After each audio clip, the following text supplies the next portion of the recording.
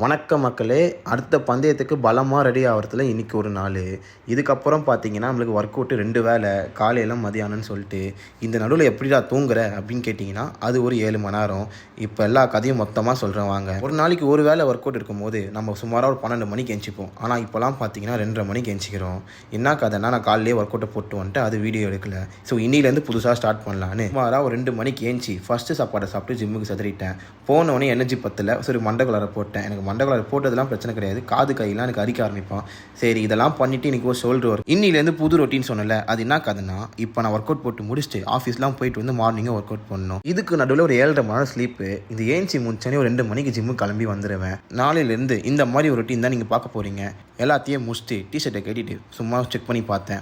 ஒரு மாதம் முன்னாடி ஆரம்பித்தேன். இப்போ வரைக்கும் நல்லா போயிட்டுருக்கு. அடிக்கடி கொஞ்சம் மிஸ்டேக் தான். அதெல்லாம் ஃபால்ட்டை சரி பண்ணிவிட்டு வரப்போகிற பந்தயத்துக்கு பெஸ்ட்டாக போய் நிற்கணும். அதான் வேறு ஒன்றுமே கிடையாது. இதெல்லாம் முடிச்சுட்டு ஒரு 2 மாதம் ஆஃப் போகலான்னு பிளான். அது அப்புறம் பார்ப்போம். இருக்கிற எல்லா கடையும் முடிச்சுட்டு வீட்டுக்கு வந்து பார்த்தா ஒரு சைடு சிக்கனு, வெஜ்ஜீஸு, ரைஸு எங்கள் அம்மா தனித்தனியாக வச்சிட்டாங்க. இதை நான் மிக்ஸ் பண்ணி ஒரு ரகமாக செஞ்சு சாப்பிட்றது தான் என் வேலையே. இதெல்லாம் முடிச்சுட்டு ஆஃபீஸ்க்கு போயிட்டு மறுநாள் வரும். அப்புறம் நாளைக்கு பார்ப்போம். பை.